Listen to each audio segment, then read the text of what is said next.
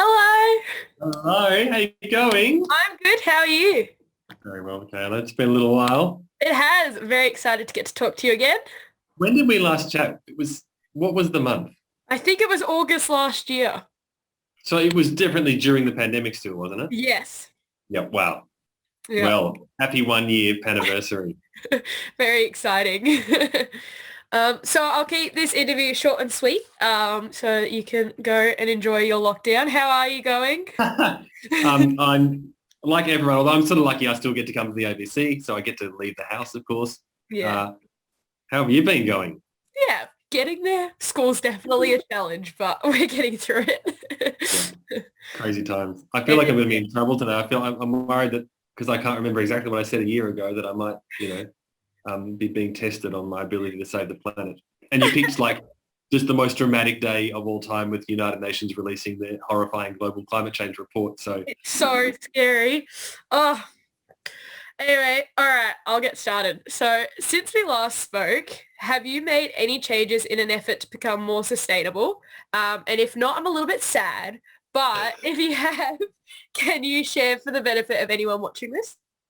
well, obviously I've started using disposable coffee cups heaps more. So that's a real shame. I think we've all gone backwards in that. Yeah. Largely not our fault because a lot of places stopped letting us use them. So that's my bad tick. Yeah. Um, But on the upside, I've been out enjoying nature a lot more, like everyone else. So that's been a good little thing. That's not saving the environment, but it's enjoying the environment, and that sort of is a step towards saving the environment. Yeah. Um, and on a more tangible note, I moved house, and the new place that we moved into has solar panels. So whilst Awesome. I didn't physically design or install them, I now have solar panels, and that's been genuinely great because I get to have that smug feeling during the day when it's sunny that I can use the dishwasher or something and not be destroying the planet. That's awesome. That's a really good step. So for my next question, I'm going to assume you like chocolate. I'm also going to assume that your wife likes chocolate. There is research that suggests by 2050, chocolate could become extinct because of climate change. How do you think this might alter your relationship with your wife and indeed with humanity at large? Oh, so you've gone micro and then you've gone big and you've roped me into this, Michaela. Well, yes, we would all be very unhappy about losing chocolate in our lives. I would be sadder to lose the planet in general. So, if I had to like order them. But no, it's a great question. It's going to affect us at every step. Um, all I can say is I hope we all don't have to live in a world without chocolate. I know, right? It'd be a crime in itself. And you should be a politician with those sort of argument skills. So obviously you're a very funny guy, and you make some really good jokes that are informative about political debates and topics. Is there a way to make the existential thread of climate change funny in an effort to engage audiences in the topic without decreasing the seriousness of the situation? Any advice would be greatly appreciated. Well, it's something I've wrestled with for the last few years for my weekly ABC sketches. So we've definitely hit climate change as one of the constant topics that comes up. Yeah. Probably the one that I'm proudest of was at the start of last year, a sketch called, now hang on, what was it called? Uh, it was a climate denial sketch with a sort of piss take of the barefoot investor, but it was the barefoot denier. And he published a book all about how easy it is to deny climate change and how you can really, if you really, want to ignore the facts and stuff, you can go there. Yeah. Uh, and that was our way of, tackling it. So it was addressing a certain, section of the community who don't like the evidence and don't like the data and so on. So yeah, and that was a funny sketch. It's historical because it was the first sketch we ever made a COVID joke in, because at the end we said, and look, you can turn your bushfire mask into a COVID mask in these 3 easy steps. And then the rest of my life since then has been making largely pandemic-based jokes. But yeah, I think there is always humour to be found in any scenario, particularly horrifying situations like the one we find ourselves in, because it's dark humour, sure, but humans need to laugh, and that's why you still chuckle a lot at funerals sometimes or after a funeral, because you need an outlet, you need a release, and the tension of this time is horrifying. But yeah, I think you can always find laughs, but it's about the context. It's about, whether you're upsetting people or not, or whether you're bringing people with you and who the target of your jokes are. So there's currently in Australia plenty of targets to be found if you're looking to point the finger about climate change. Yeah, definitely. So on that, based on the latest news reported by the Intergovernmental Panel on Climate Change, it's quite devastating as it's calling a code red for humanity due to global warming likely to increase to 1.5 degrees by 2030. Do you have any thoughts on this? Do reports like these impact how the ABC operates? And how do you think it's the best way to effectively communicate this news to the community to ensure people listen and take action? Is it through joking so that people aren't so overwhelmed by the science, or do you think there's a better approach? It is a great question. So this morning I was doing my radio show and I had to, we were asking this exact question at 5 o'clock this morning. I was in this office and I was going on radio at 5:30 in the morning, and we're like, okay, this is a really bleak day. Like, it's horrible headlines and it's a breakfast radio show, so we don't want to bring people down, but we can't ignore it either. I think there's room for everything you just mentioned. Like, I'm a comedian, that's my job. So, most people aren't making jokes about climate change. I happen to have a job where I do that occasionally. Yeah. But as far as a broader ABC position, yeah, the way we did it was I actually did two things on my radio show. The first one, that I spoke to an expert who has contributed to these sort of reports in the past, and he spoke about how none of this was a surprise to him. Anyone who's in the climate industry has known that it was going to be a bad report. But he sort of saw that as a positive in the sense that it's never been this unequivocal. It's really clear. Governments can't hide behind language now and stuff because this report is so clear about the trajectory that we're on. So he saw that as a positive because it might lead to further change. And also just in terms of the community's appetite, if we all report this, and spread the word just like you're doing as well, more and more people understand the urgency of the situation we're in.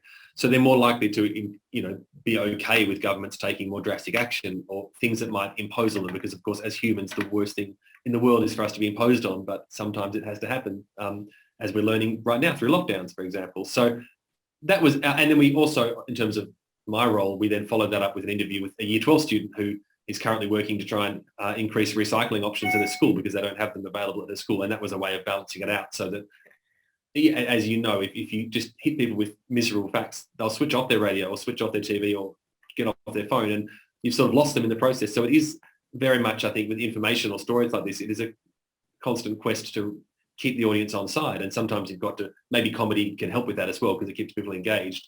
But that was the way we approached it on my show, but others will have very different tactics as well. Yeah, no, awesome. So I have two more questions for you.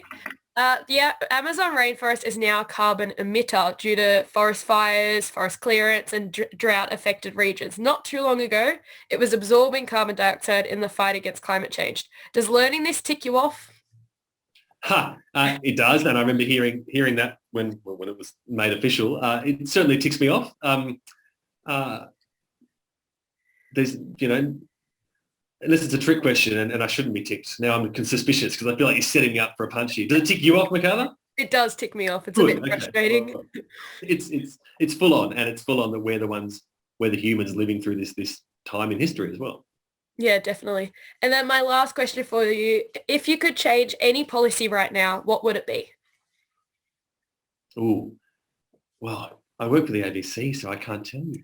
No, that's not true. I think I can easily say, well, the more ambitious targets, the better, because I think it's a fact that businesses and private businesses are already cracking ahead with things like renewable energy, and there is already effectively a carbon market operating in Australia. Like there's credits and incentives operating. It's not being led by the government at all, and at times it's actually been pushed back by the government. So on that level, I'm all for more aggressive stances when it comes to the targets that we need to hit, which we've just learned today. Even if we do hit the targets, that it might not limit the warming anyway, as we see in the projections. So certainly that's something that a lot of people of any side of politics can get behind. Hey, I thought of something else I did that's good. Yeah? What else did you do? Yeah. Okay, so this is actually a practical thing because, you can talk about, the rainforests and everything and it's all out of control, but there's actually a thing called PowerPal, and they come around for free and install a little Bluetooth device on your smart meter at home. So anyone watching this, they can get their families to do it. And then you get a little app on your phone and it tells you how much power you're using right throughout the day. And it tells you little updates that it gives you a weekly summary. So I can actually see if I turn on the dishwasher or something, I can see how much power I'm using. It can tell you how much power you're using on, things that are just plugged in all day long. So you can actually switch off your TV at the PowerPoint, for example, instead of the remote, and you can actually see how much money you're saving and how much power you're using as well. So that's been an actual handy, practical thing I did. That's really cool. That's such a good tip. That's amazing. Yeah.